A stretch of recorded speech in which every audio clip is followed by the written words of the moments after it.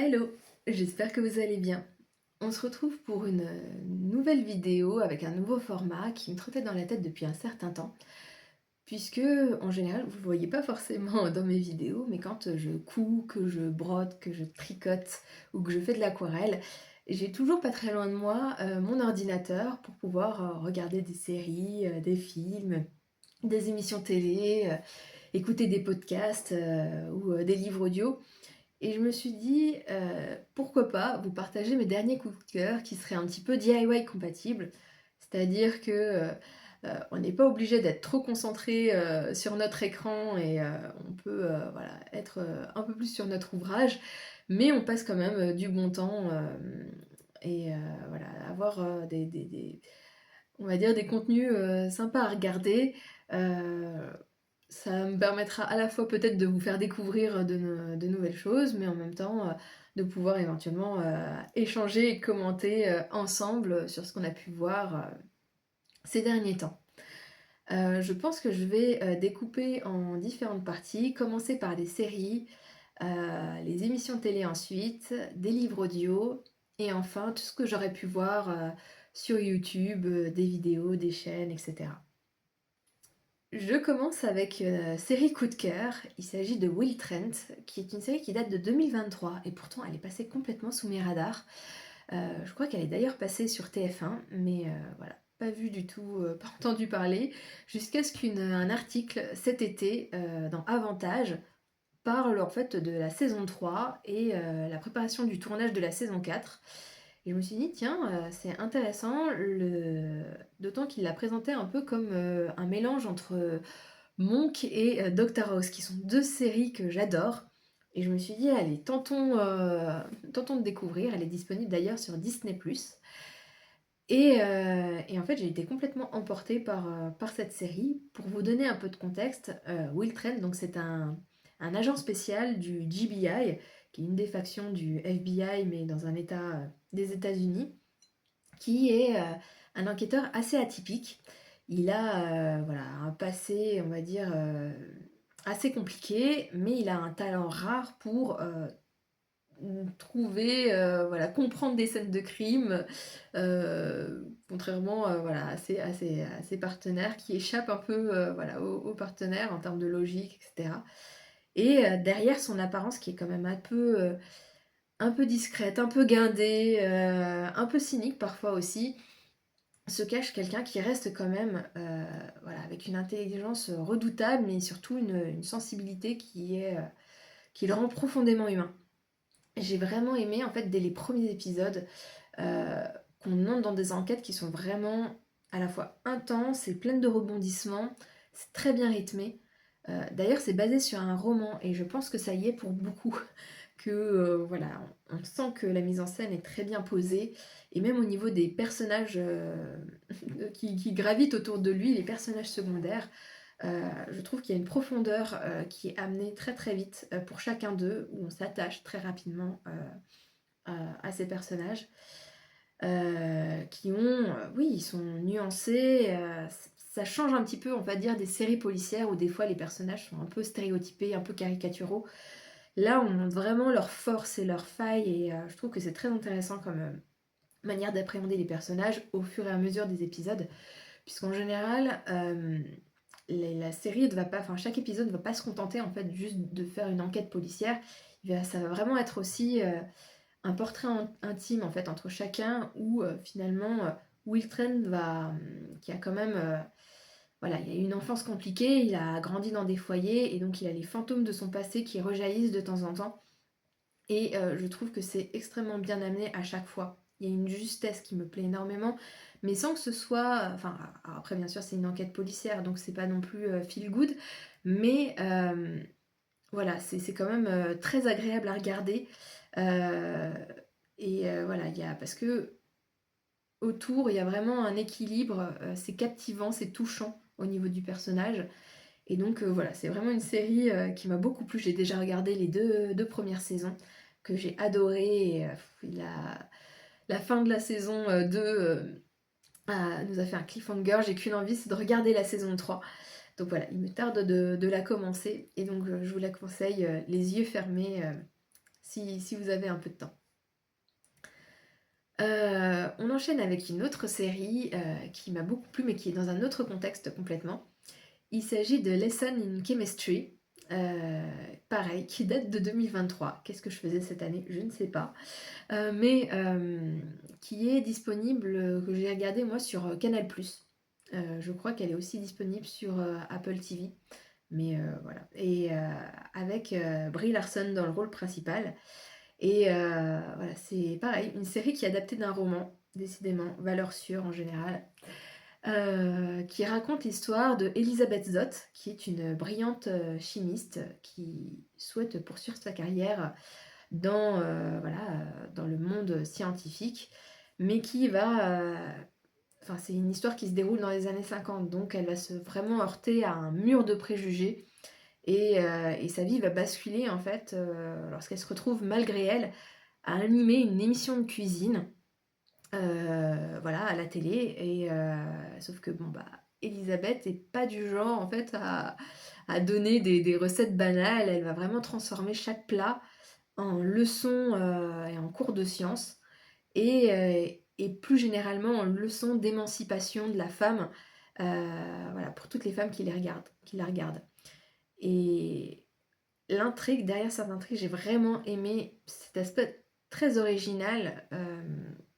Bon, déjà, la série, elle est vraiment portée par par Brie Larson, là, qui joue le rôle principal et qui arrive vraiment à apporter une justesse, qui porte à merveille cette héroïne qui est un peu...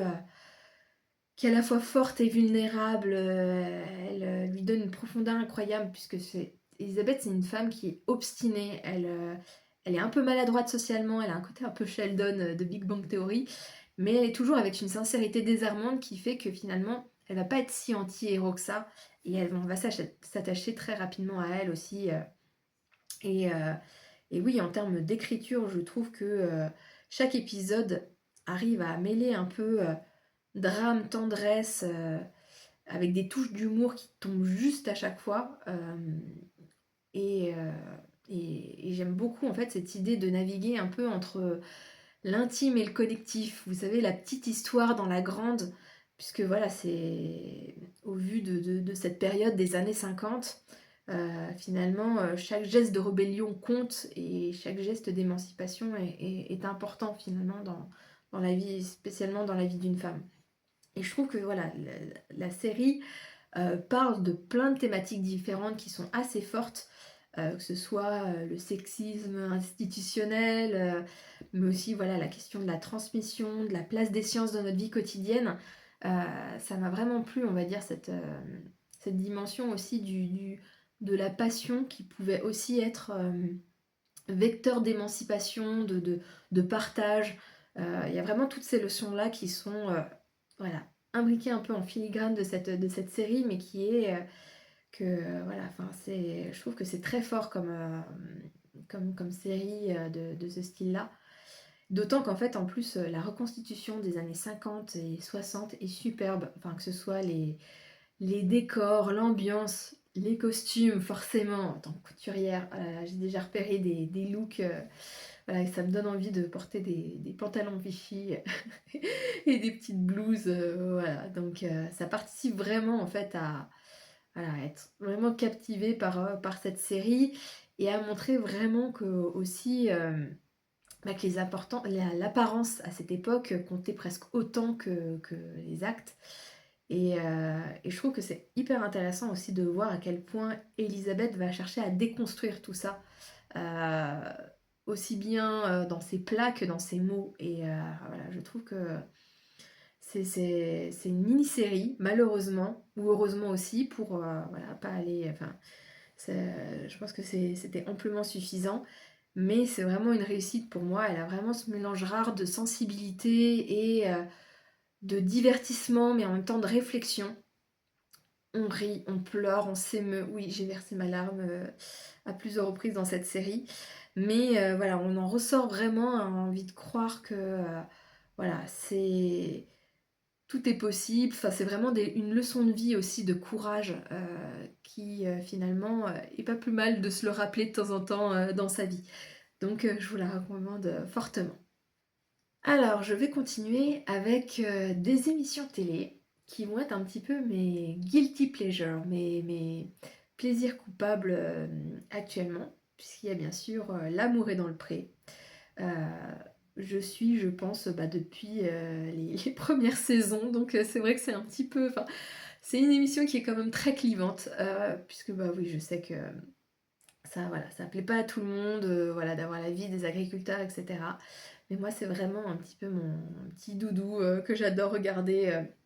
Pour moi, c'est vraiment l'incarnation de l'émission d'automne où voilà, j'adore la commenter avec mes copines, même si je suis incapable de me souvenir des noms des agriculteurs et des agricultrices.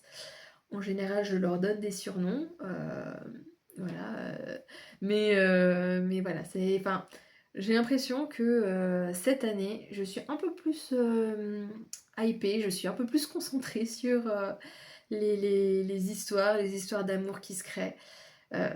J'ai toujours une passion pour ces speed dating, qui plus est avec Karine Le Marchand qui commente. J'aimerais tellement être sur le canapé à côté d'elle à commenter les speed dating. Ça me tord de rire à chaque fois quand elle mâche pas ses mots, parce qu'elle dit tout ce que tout le monde pense tout bas.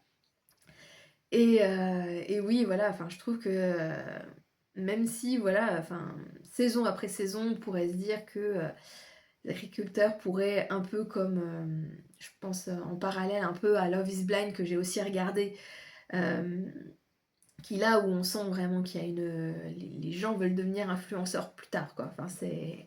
je suis aussi une grande fan voilà, de ce type d'émission, un peu de télé-réalité, de romance. Et j'ai regardé aussi pareil toutes les émissions, enfin beaucoup d'émissions en tout cas de Love is Blind, j'ai pas tout suivi tous les pays, mais voilà, il me tardait quand même de voir celle française pour me faire une opinion. Et même s'il y a eu beaucoup de bruit sur les réseaux sociaux, etc., je pourrais pas dire que c'est ma saison préférée, ou en tout cas, enfin, j'ai trouvé qu'il y avait beaucoup de drama et pas tant, enfin, beaucoup de bruit pour rien, on va dire. Et bon, je spoilerai pas pour ceux qui sont encore en train de la regarder, etc. Mais oui, je pense que elle marquera pas les esprits. Enfin, par rapport à d'autres enfin, saisons. Enfin, bon, moi, ma préférée, c'est celle du Japon. Si vous l'avez pas vue, je trouve que, voilà, d'un point de vue culture, relationnel, c'est en soi voilà, une découverte. Mais, euh, mais oui, enfin, j'ai l'impression que c'est un peu en perte de vitesse comme émission. Même si elle a eu beaucoup de succès, que je sais d'avance que voilà, il y aura sans doute d'autres émissions, mais il y en a beaucoup trop en fait par année. J'ai l'impression qu'ils en sortent au moins 4-5 par an. Et voilà, on n'arrive plus à suivre, on n'arrive plus à se souvenir des gens des saisons précédentes. Enfin voilà, et donc c'est un peu trop de toujours plus. Donc voilà, et puis un peu déçue par les couples et par, même si voilà, il y a des gens que j'ai beaucoup appréciés, mais oui, enfin, voilà, il y a une petite déception dans cette saison-là, même si voilà, j'ai beaucoup aimé la regarder et que pendant que je cousais, mais bon, voilà, c'est ce genre de truc, c'est consommable, on va dire. On va pas s'en souvenir plus tard. D'ailleurs, en parlant de séries, enfin d'émissions aussi que je regarde, il y a Le Meilleur Pâtissier, avec la dernière saison de Mercotte. Finalement, je me dis que c'est peut-être aussi pas plus mal, parce que pour moi, saison après saison, ça commence un peu... alors, j'adore la regarder, mais je suis pas passionnée en fait. J'ai pas Enfin, oui, c'est vraiment très bien. Si j'ai besoin d'être concentrée, je la regarde, je lève la tête de temps en temps. Mais au bout d'un moment, on a fait le tour en fait des, des, des, des thématiques, même des pâtissiers célèbres qui sont invités. C'est un peu toujours le même profil de candidats.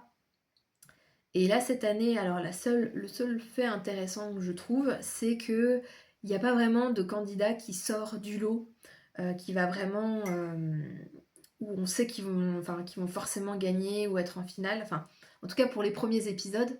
Là, enfin, je suis à la mi-saison, donc voilà, ça commence un peu à se profiler. D'autant que, alors je sais pas vous, mais comme je le regarde en replay, je regarde quasiment toutes les émissions de télé en replay, je vois apparaître des pubs où les candidats apparaissent, une pub de céréales, et où on voit 3 candidats notamment, donc je me dis: est-ce que ça va pas être les finalistes? Bon, l'avenir nous le dira, mais voilà, il serait peut-être temps que l'émission s'arrête parce qu'ils ont fait le tour, quoi. Même si, je sais pas vous, qu'est-ce que vous en pensez justement de ce style d'émission? Et la dernière que je voulais vous partager en émission télé, dont on a beaucoup entendu parler côté couture, il s'agit de Restyle, hem, qui est donc une émission qui est aussi disponible sur M6. Je crois que je vous ai parlé quasiment de plein d'émissions M6. Pour moi, c'est vraiment les émissions de la rentrée, Le meilleur pâtissier, L'amour est dans le pré, et là du coup Restyle, qui est une émission donc en partenariat avec Vinted, qui est un concours de mode. Ils l'ont fait avec, je crois, 8 candidats qui viennent de plein de pays différents, UK, Espagne, Italie et France. Il y a 2 candidates françaises.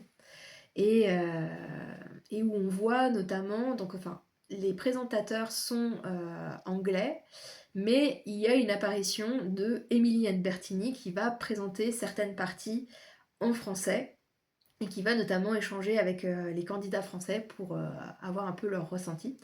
Ce que je trouve un peu bizarre dans la découpe, parce que bah, on a à la fois les voix originales avec, vous savez, la voix française rajoutée, et de temps en temps, voilà, Émilie Albertini et les candidats parlaient en français de temps en temps, mais bon, ça s'écoute bien, ça se regarde bien. Donc Émilie Albertini, ça me rappelle un peu ma jeunesse avec un nouveau look pour une nouvelle vie, ou change de look. Ça date, hein, c'était... Et voilà, de la voir de retour sur M6, je trouve que c'est appréciable. Après, en tant que tel, le concours, donc ce qui est bien, c'est que c'est un concours qui... Enfin, moi, ce qui m'a beaucoup plu dans cette émission, c'est le côté seconde main. C'est vrai que voilà, c'est un sujet jusqu'à présent qui n'avait pas forcément été trop abordé dans les émissions un peu de concours de mode, de couturier, tout ça. Donc, où finalement, ils réutilisent des habits, des chutes de tissu pour faire leur création. Et le fait que pendant à peu près les 5 premiers épisodes, 5-6 premiers épisodes, les candidats restent en fait. Et donc ils sont juste, il y a une sorte de classement, c'est un peu comme une classe, où il va y avoir ceux qui vont être dans le top et qui vont avoir des petits avantages pour l'émission d'après, et ceux qui sont en bas du classement qui vont recevoir des conseils des profs, entre guillemets, pour pouvoir s'améliorer. Et donc on voit vraiment, c'est un peu comme voilà, un contrôle continu, où on voit l'évolution des candidats, où on les voit s'épanouir, prendre confiance en eux. Et je trouve que c'est hyper intéressant là-dessus.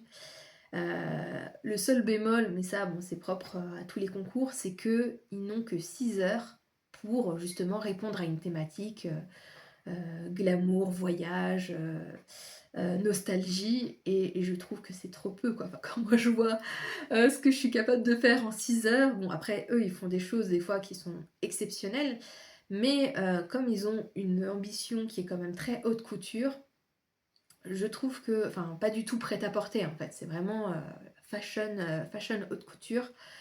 Il peut y avoir des fois une précipitation qui fait que ça va avoir un côté un petit peu déguisement, où ils vont finir au pistolet à colle, où ils vont mettre des épingles à nourrice, etc.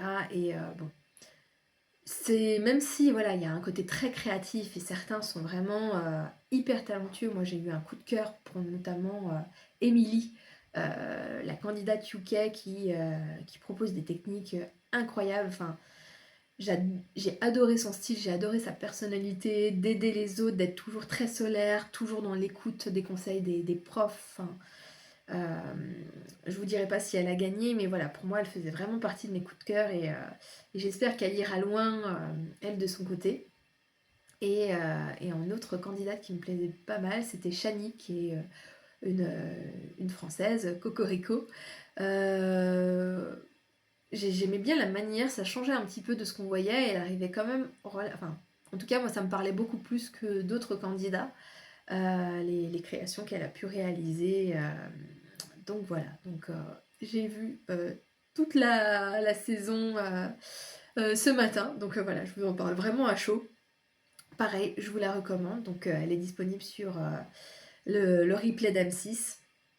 Et voilà, et je pense que j'espère que ce style d'émission qui est vraiment en faveur de l'upcycling, de la créativité, engagée autour de l'environnement, pourra se refaire et sera davantage dans le paysage médiatique, parce que je trouve que c'est des messages forts qui sont envoyés aux téléspectateurs, et ça me donne qu'une envie de mon côté, c'est d'avancer sur mon upcycling de tenues automne-hiver. D'ailleurs, voilà, c'est prévu dans ma to-do list. On en reparlera plus tard. On enchaîne avec les livres audio. Et je vais commencer par un livre audio qui... Alors, je rigole un petit peu parce qu'il s'agit de La femme de ménage. Oui, je sais. Disons que j'ai cédé à la tentation, ou plutôt à la curiosité. J'en ai tellement entendu parler partout cet été, etc., que je me suis dit, ça va être une analyse sociologique. Il faut que je comprenne pourquoi il y a eu autant d'engouement de ce livre, de cette autrice, Freda McFarlane. Là, qu'est-ce qui s'est passé, pourquoi, qu'est-ce qui se passe, et d'autant qu'en plus il y a un film là qui va sortir prochainement. Bon, je me suis dit, tiens, essayons de comprendre ce qui se cache derrière. Bon, je vous fais rapidement le topo, mais vous devez certainement connaître. C'est voilà, une jeune femme qui devient une femme de ménage dans une maison qui est hyper maltraitée, mais qui tombe sous le charme du maître de maison, etc. Il va y avoir des retournements de situation, etc., qui vont finalement, pour moi, disons que j'ai trouvé que c'était quand même relativement bien amené. Je comprends en fait le clivage qu'il peut y avoir avec ces bouquins, parce qu'effectivement, au niveau de l'écriture, c'est pas de la grande littérature, mais voilà, faut le mettre un peu au même titre que du Marc Lévy, Musso, voilà, qui se lit bien, qui se lit très bien l'été, qui prend pas la tête, mais qui arrive quand même à nous tenir en haleine. Et moi, du coup, le fait de l'avoir écouté en livre audio, j'ai trouvé que ça apportait peut-être encore plus de suspense avec justement la parole voilà, d'entendre les voix, les interactions, les silences aussi, un peu de musique derrière. Voilà, je crois que j'ai écouté ça sur Audible, et donc ça m'a vraiment beaucoup plu. J'ai vraiment beaucoup aimé le premier tome. Alors beaucoup, tout est relatif, hein, mais voilà, c'était agréable à écouter pendant que je cousais. J'ai été agréablement surprise aussi par le tome 2, parce que en général, tome 2, c'est toujours un peu casse-gueule. En général, c'est pas toujours simple en termes pour nous tenir en haleine, pour nous surprendre à nouveau. Et là, je trouve qu'elle s'en est quand même assez bien sortie. J'ai écouté le tome 3 qui franchement aurait pas mérité que je l'écoute, mais bon, pour moi il sert à rien. Je pense qu'elle a essayé de nous faire attendre voilà, pour pouvoir sortir le tome 4, mais franchement, regardez le synopsis ou regardez voilà, le résumé sur Google, et voilà, ce sera amplement suffisant, je vous le déconseille. Et le tome 4, j'ai commencé à l'écouter, mais je suis moins emballée.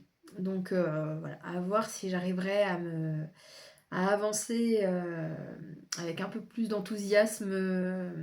Mais ouais, je sens quand même que le soufflet commence à retomber, parce que je fais un peu une sorte d'overdose de Freda McFarlane. Enfin, voilà, je vais pas... Je sais même pas si je vais vraiment continuer. Je sais qu'il y a la psy, la prof, il y a même le petit copain. Enfin,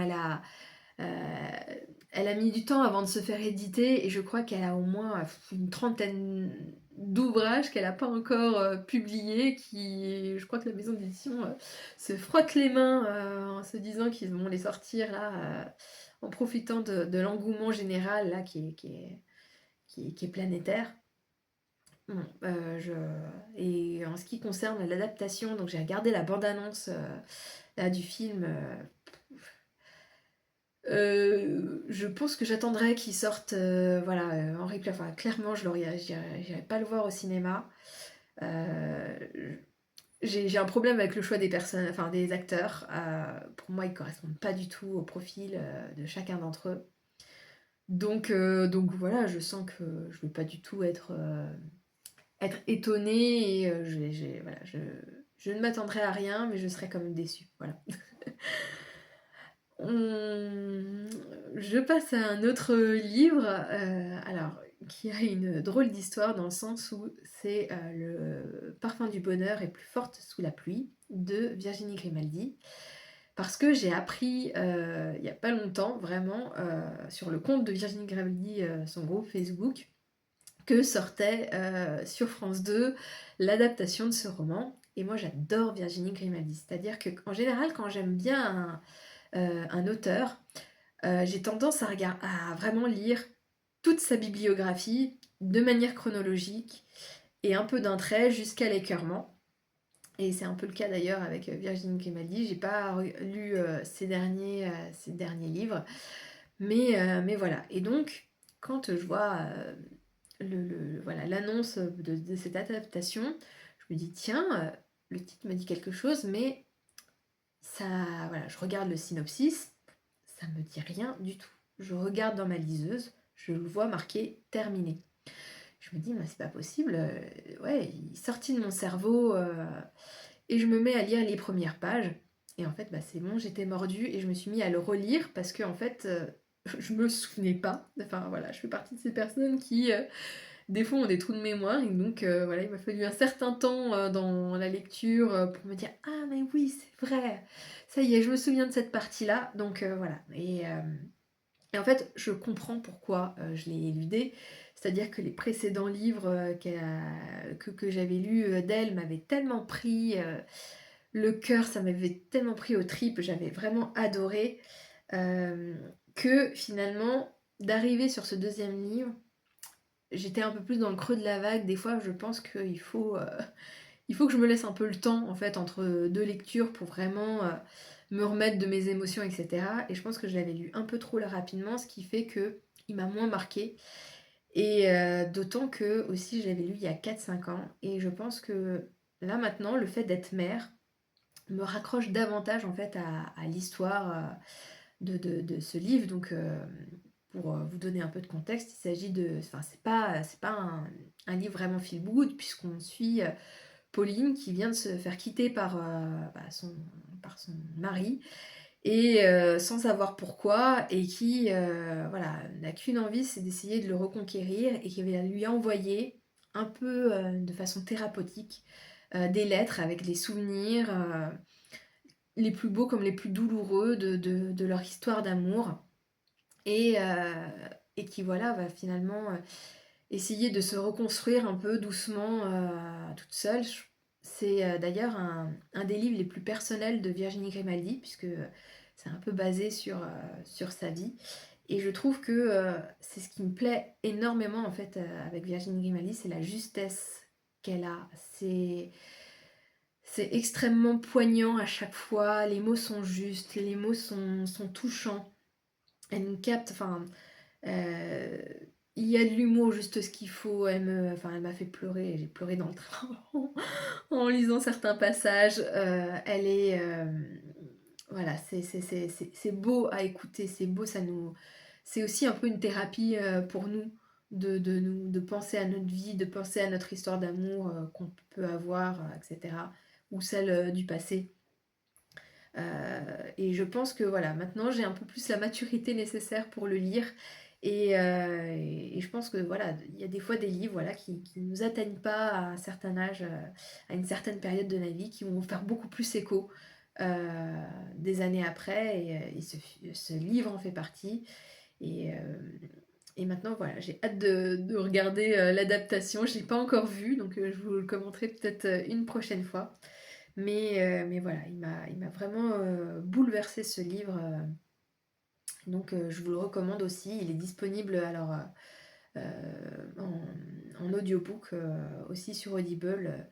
D'ailleurs, enfin, bon, c'est une pub sans en être. Je sais que Audible fait enfin, il y a des fois si vous n'avez pas du tout de compte ou autre, il y a des fois la possibilité de se créer un compte avec 3 mois gratuits. Ce qui fait que bah, voilà, vous pouvez le temps de écouter voilà, et tester aussi l'approche de l'audiobook, parce que je sais que c'est pas toujours évident, mais voilà, ça peut être une bonne idée.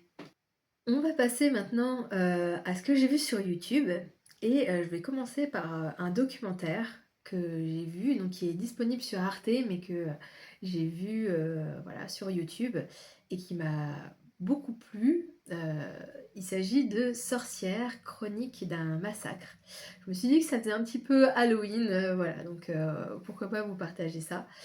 En fait, l'histoire se passe en 1609 dans le Pays Basque et où il s'agit en fait de la plus meurtrière chasse aux sorcières de France, où il y a eu 80 personnes en l'espace de 4 mois qui ont été brûlées à l'issue d'un procès. Ça a été principalement des femmes. Et il faut savoir voilà, que c'était sous la période de Henri IV, donc pas du tout au Moyen-Âge comme on peut s'attendre. Et comme voilà, on peut avoir certaines croyances.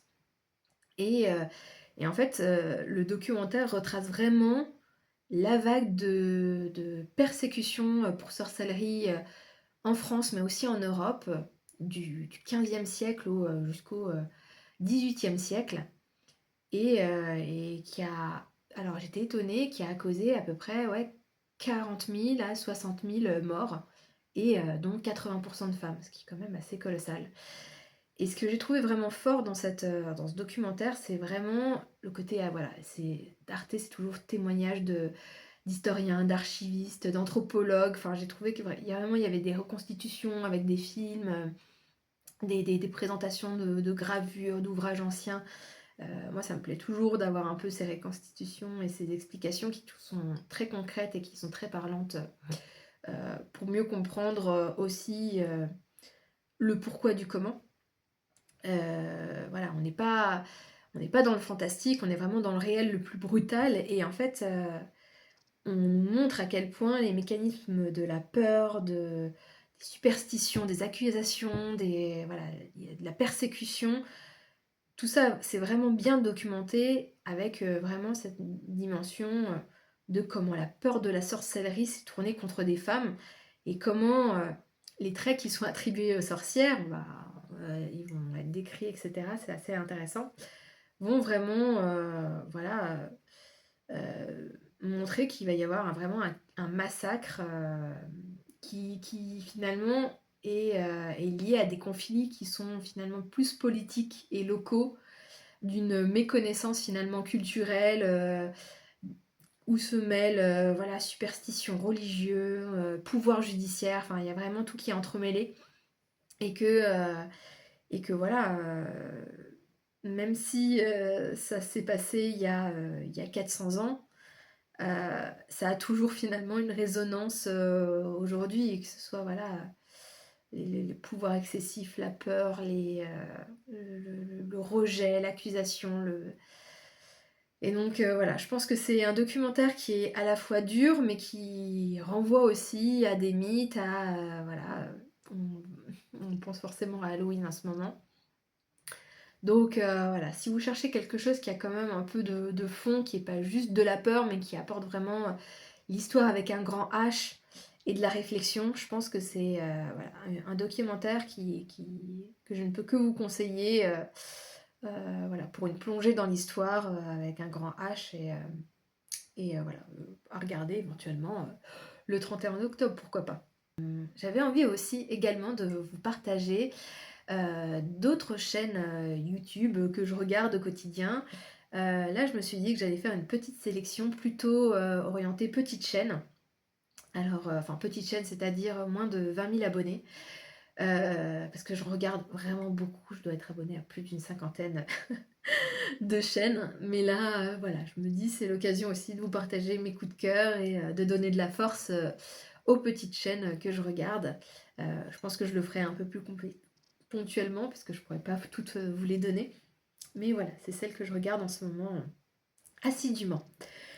Je ne peux que commencer par Cocon vert avec la belle Marine qui, voilà, que j'ai découvert vraiment à peu près en même temps que j'ai créé ma chaîne, ce qui est assez fou. Et j'ai l'impression qu'on est connectés.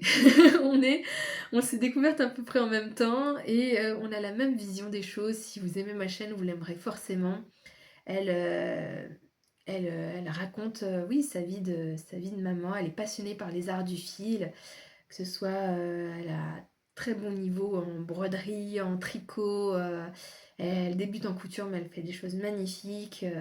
Elle parle de la maison, elle a une voix tellement douce, tellement agréable, je pourrais l'écouter pendant des heures. D'ailleurs, c'est ce que je fais, c'est-à-dire que je rattrape toutes les vidéos qu'elle a pu faire les années passées, puisqu'elle est sur YouTube depuis très longtemps.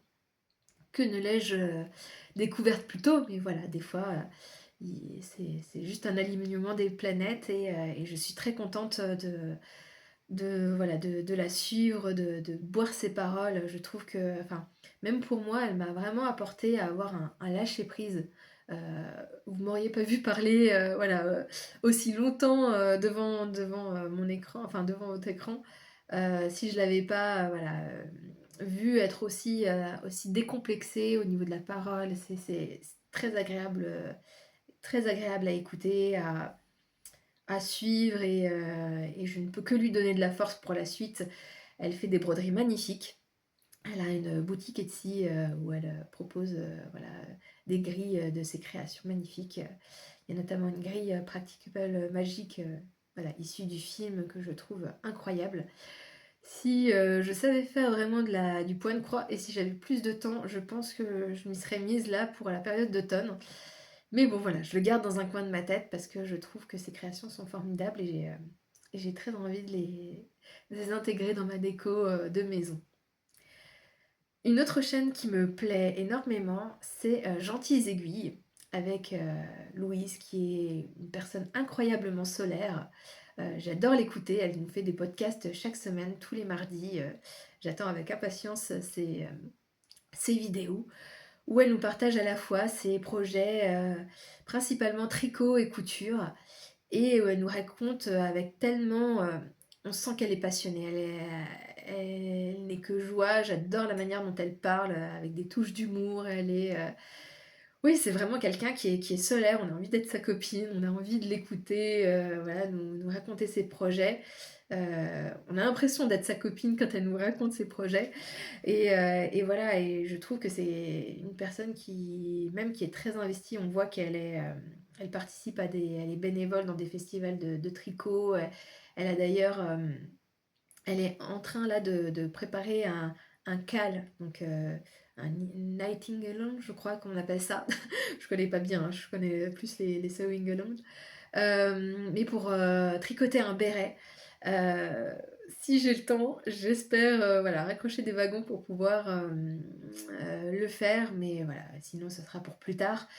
Mais voilà, c'est vraiment une jolie chaîne, une jolie personne, elle dégage vraiment quelque chose de très positif, très enjoué, qui met du baume au cœur en fait quand on la regarde et quand on l'écoute. Moi j'adore voilà, l'écouter avec un thé chaud le mardi soir pendant que je dessine ou que je tricote. Et un autre conte que j'aime beaucoup, c'est Recréation de Gilles. Gilles, c'est vraiment aussi pareil, une personne que je trouve très solaire et qui propose principalement de la couture.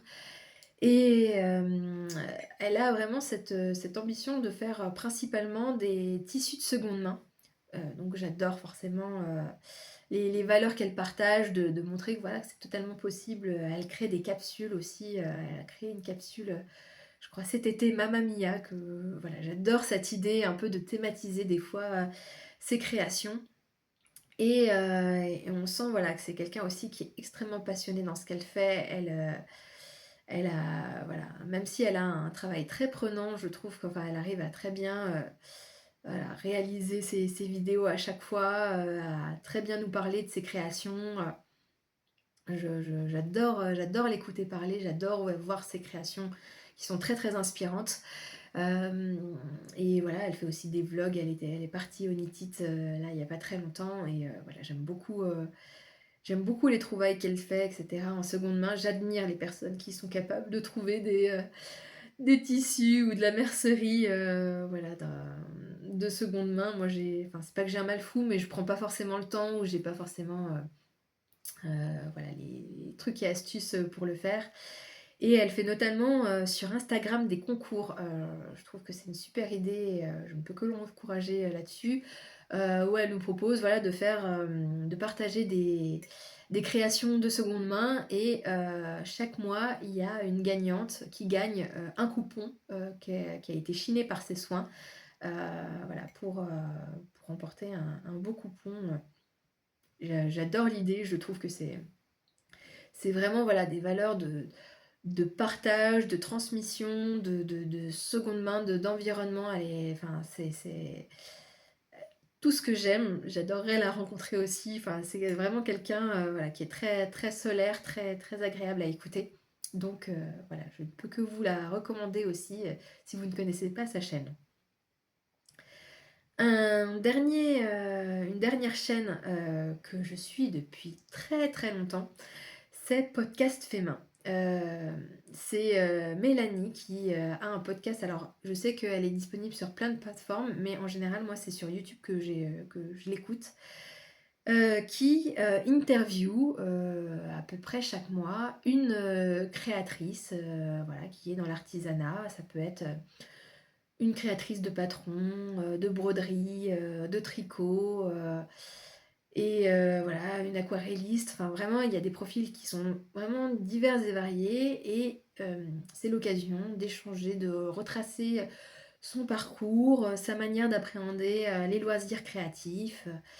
C'est en général, 1 heure où on prend un temps, voilà, de plaisir, d'écouter, c'est très, très inspirant en fait, de voir aussi bien les réussites que les galères, d'avoir, voilà, Mélanie, on sent qu'elle est vraiment dans l'écoute et que, voilà, elle suit la conversation et ses questions sont toujours très, très bien, pensées, pour mieux comprendre, voilà, l'évolution de toutes ces j'allais dire presque artistes, mais oui, artisanes et cetera.